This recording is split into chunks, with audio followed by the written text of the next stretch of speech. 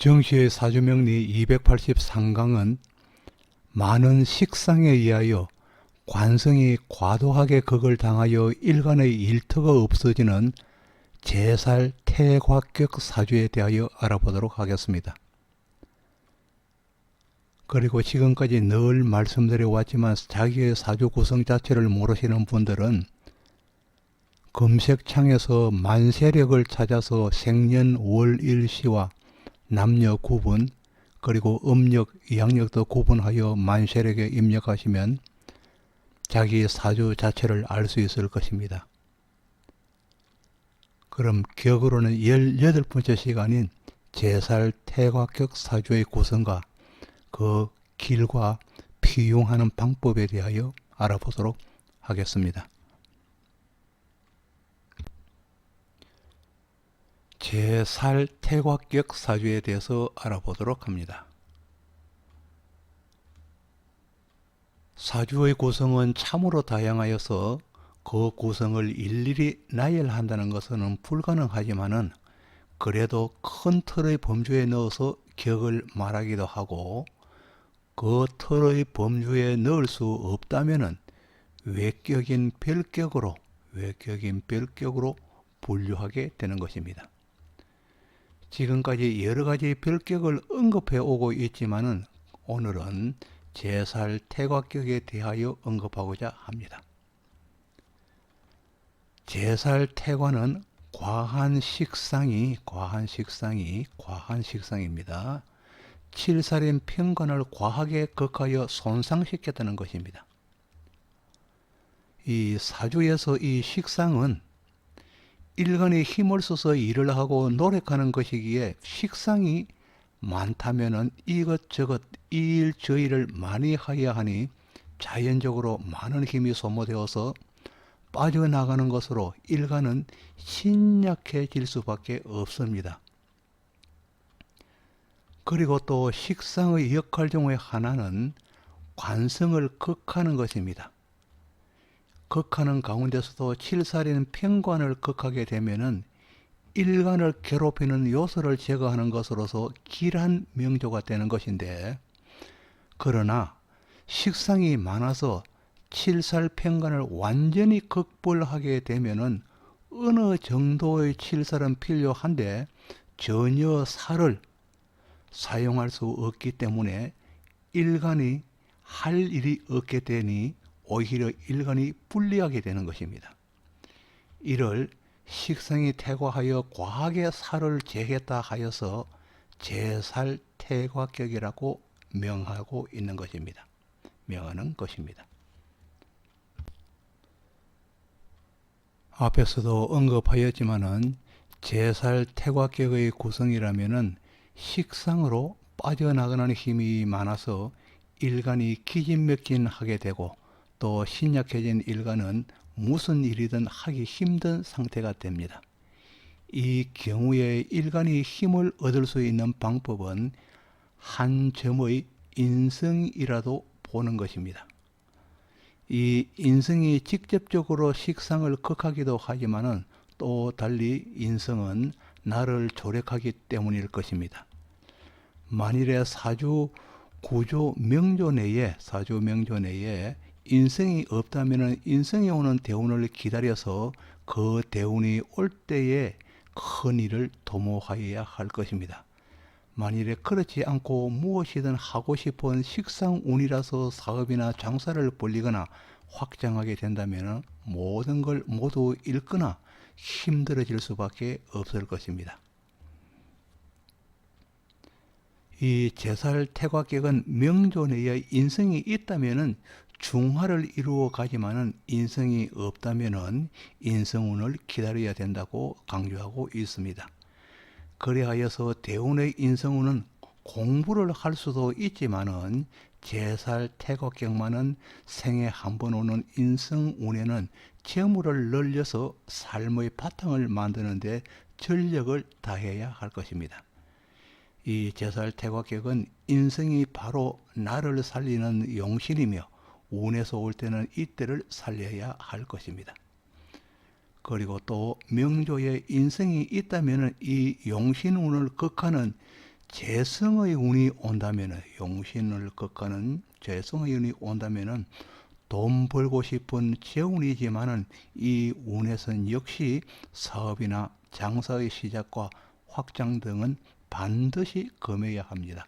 재운이 올 때입니다.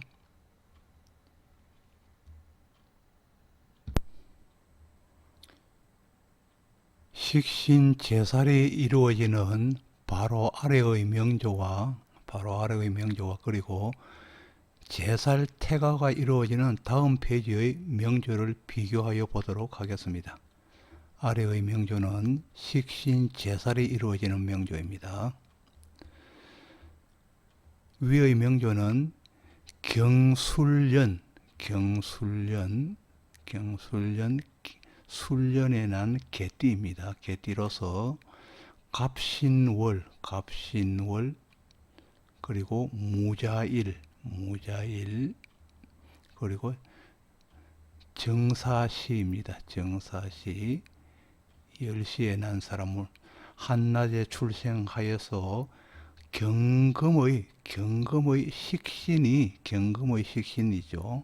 경금의 식신이 칠사를 제하는, 즉 평관을 제하는 명조이나 태시가 인성이기 때문에 인성으로서 칠사를 감압하는 식신의 힘을 조절하고 인성 정화가 그리고 평관을 감압하는 식신을 정화로서 조절하고 한편으로는 인성으로서 인성 정화가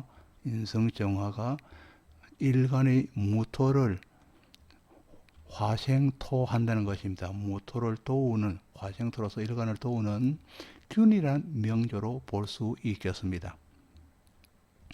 지지에 있는 신과 자입니다. 지지에 있는 신과 자, 신자는 식신생재를 이루면서 식신과 그리고 생재입니다. 식신이 재성을 생한다는 것입니다. 식신생재를 이루면서 재물을 쌓을 수 있고 또 신술로서 강인함을 겸비하면서 또 신금과 술토가 명조 내에 있다면 이 사람의 성정은 강인함을 나타낸다고 할 수 있겠습니다. 겸비하면서 식신도 유기한 명이 되었습니다. 식신 자체도 전부 건을 가지고 유기한 명이 되었다는 것입니다. 외로운 관성 간목은 외로운 관성인 간목입니다. 편관입니다. 관성은 지지로부터 신자 합수의 도움을 흠뻑 받을 수 있는 명조입니다. 뒤에 신자 합수가 이루어져 수생목한다는 뜻입니다. 흠뻑 받을 수 있는 명조가 되었습니다. 만일에 이 명조가 남성이라면 51대운입니다. 51대운 경인년입니다. 51대운 경인년에 진입하여서 식신이 강해지니 경금으로 해서 식신이 강해지니 관의 피해가 51대운에서부터 우려되기 시작한다고 할 수 있겠습니다. 그래서 아무래도 하는 일에 걸림돌이 많이 나타날 수 있는 것으로 보이고 무엇을 하든 이전처럼 모두 매끄럽게 진행될 것 같지는 않습니다. 그러나 여명이라면 여명의 경우는 뒤에 있는 대운표입니다. 앞에는 남명일 경우의 대운표고 뒤에는 여명의 대운표입니다. 그러나 여명이라면 남명과는 달리 힘든 시절을 벗어나서 50대운부터는 식신 대운이었을 경우에는 40대운에서는 식신과 또 그리고 30대운 상관이겠죠. 이 대운에서는 분명히 힘이 들었을 겁니다. 그러나 50대운이 시작되면서 급제가 시작되면서 인성과 급제는 나를 도우기 때문에 시작되면서 50대운 시작부터는 호운이 시작됐을 것입니다. 호운으로 보는 것입니다. 그래서 여명인 경우와 남명인 경우는 대운표에서 이 명이 갈린다는 것입니다. 길과 흉이 갈린다는 것입니다. 제살 태과격에까지는 성정을 좀 더 살펴보기로 합니다.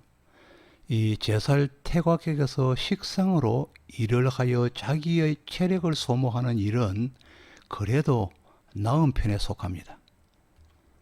만일에 땀 흘려서 노동을 하는 일이 아니고 유흥으로 즐기면서 놀고 먹자는 것도 식상의 영역에 속합니다. 이렇게 감으로 방종하는 식상은 관을 업신여기기 쉬워서 오히려 열심히 일하는 관을 폄하시키는 것으로서 험노의 절정에 달할 수도 있습니다. 식상이 재성을 보아서 건실해지면 제복을 불러오겠지만은 재성이 없는 식상이 태과해지면 관을 상하게 하는 것입니다. 여명일 경우에 제살 태과가 되면은 자식만을 바라보기에 남편을 뒷전으로 물릴 것이며 세월이 지나면은 득자 부별이 될 수 있음을 암시하기도 합니다. 부별하는 시기는 식상의 운이 될 것이지만은 인성의 운에서는 헤어진 부별의 인연이 다시 연결될 수 있는 운이 되기도 합니다. 재성의 운에는 힘들었던 관계가 복원되는 운이며 또 비겁의 운은 관계가 나아질 것이 없는 운입니다. 남명일 경우의 제살 태과는 이것저것 벌리는 일은 많지만은 관성이 힘을 쓰지 못하여 마무리가 잘 되지 않는 특징을 가지고 있습니다. 온갖 잡기에 능할 수 있지만은 특별하게 드러나는 것이 없으니 어중이가 될 수도 있습니다.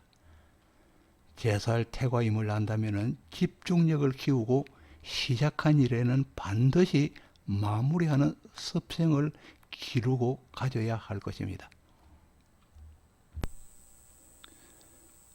아래에 기록한 명조는 경신년입니다. 경신년의 신금의 원숭이띠입니다. 경신년 원숭이띠 무인월입니다. 무인월에 나고 그리고 무신일입니다. 난 날짜는 무신일에 해당하면서 그리고 경신시에 난 사람입니다. 경신시에 난 명조입니다. 경신시에 나서 경금 식신이 태과하여서 경금의 식신이 전부 경금으로 이루어져 있죠. 여기도 전부 경금으로 해서 식신이 태과하여서 평관인 임목을 완전히 극불하게 된 제살 태과격의 명조입니다. 그리고 또 양팔통의 명조입니다. 전부 양으로만 이루어져 있는 명조입니다. 양팔통의 명조가 되겠습니다. 제살 태과격이면서 양팔통을 이루고 있습니다. 이 명조가 남명의 경우라면은 4,5의 인성운으로 남명의 경우라면은 4,5의 인성운입니다. 인성운으로 인극식이 진행되어서 무난한 그래도 운이 될 수 있으나 인성의 운이 끝나고 미토의 비거분입니다. 인성의 운이 끝나고 미토의 비거분이 시작된다면 다소 어려움을 겪을 수도 있는 명이 되겠습니다. 그리고 뒤에 있는 것은 앞에 것은 남명의 대운이고 뒤에 있는 것은 여명의 대운이 되겠습니다. 여명의 경우라면은 관운을 거쳐올 때는 무난한 운을 보낼 수 있게 되었고 간운입니다. 정관과 병관의 간운을 겪고 오게 되었고 그리고 상관과 재성이 함께 흐르는 계유운에서는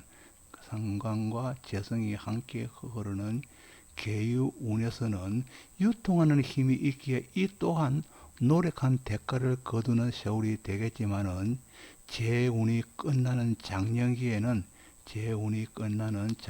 되겠습니다. 51세 이후가 되겠습니다. 장년기에는 상관과 급제입니다. 상관과 급제. 상관과 급제의 운으로서는 조금은 힘든 세월이 될 것으로 간주하게 됩니다. 이를 대비하여서 연금이나 보험 등으로 대비하여야 할 것입니다.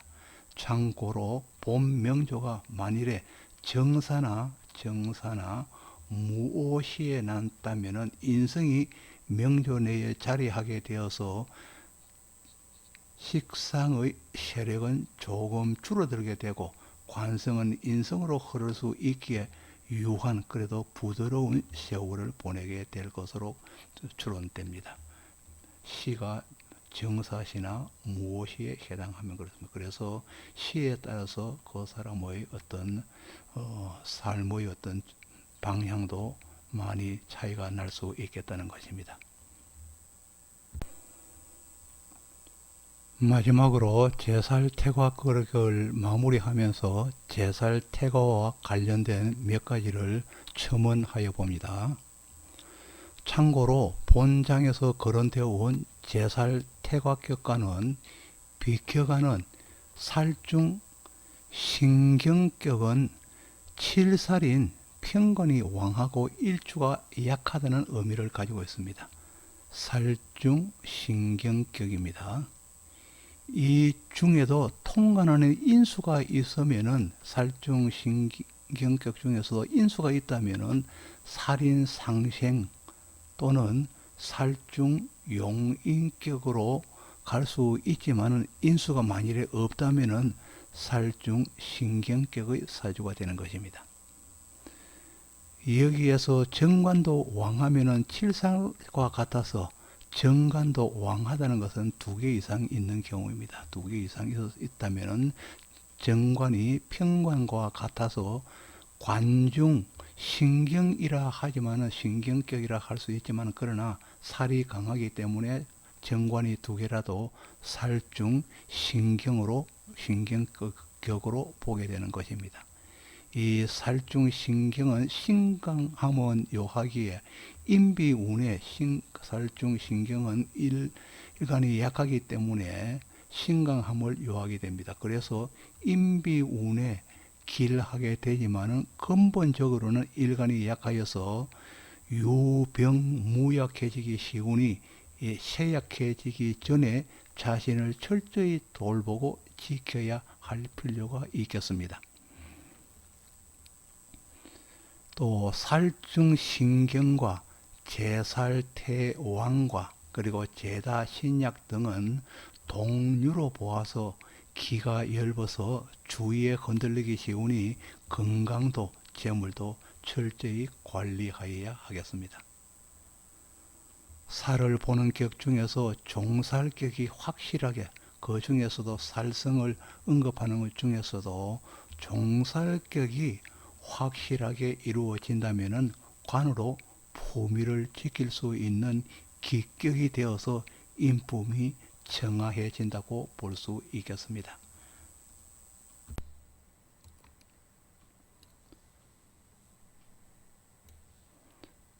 아직까지 구독을 누르지 않으신 분이 계신다면 구독을 부탁드리겠습니다.